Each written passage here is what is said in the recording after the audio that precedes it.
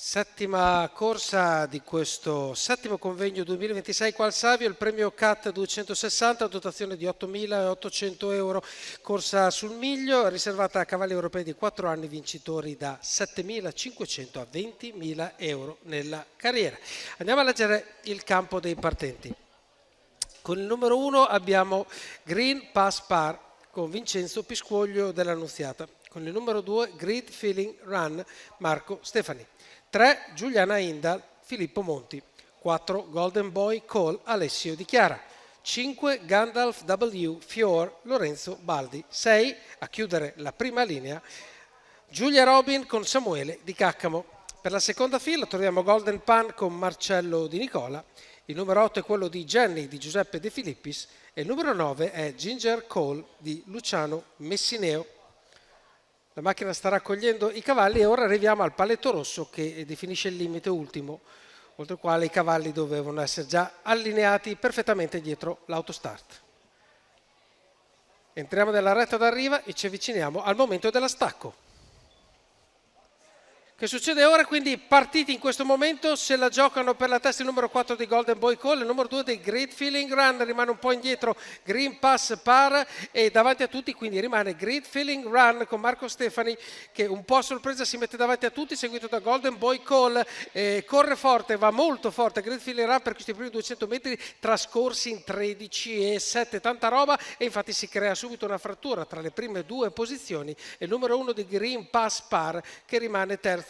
Non vicino, appunto lontano di 3-4 lunghezze. Arriviamo a 400 metri, 28 e 2, non lesina certo l'andatura Marco Stefani al comando della corsa, seguito, lo ripetiamo ancora, da Golden Boy Call, in terza posizione Green Pass Par, e in questo modo con un gruppo molto sgranato arriviamo ai 600 metri che raggiungiamo dopo 43 secondi e 8 e entriamo nella retta delle tribune con le posizioni che rimangono uguali. In quarta posizione alla corda leggiamo Ginger Cole e poi dietro di lui troviamo Jenny e adesso a destra arriva Lorenzo Baldi con Gandalf W Fior, 58,6 per i primi 800 metri, si sta andando, quindi diventa difficile la risalita, soprattutto se il ritmo dovesse rimanere così rovente.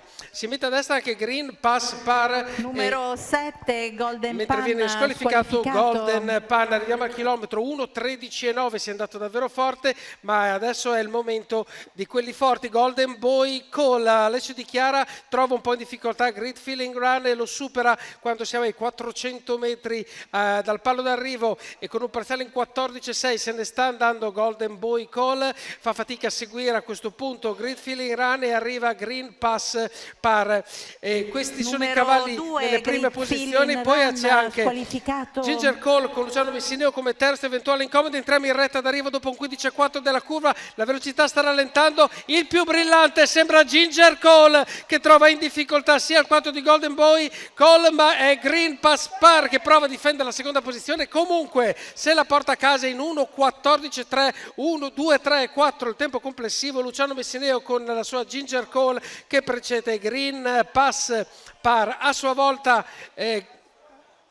Green Pass Par che supera a pochi metri dall'arrivo il numero 4 di Golden Boy Call che si era scappato via sull'ultima curva, quindi vittoria del numero 9 Ginger Cole, questo cavallo di Gasparello Verde in training guidato da Luciano Messineo per la proprietà di Leonardo Ciccarelli.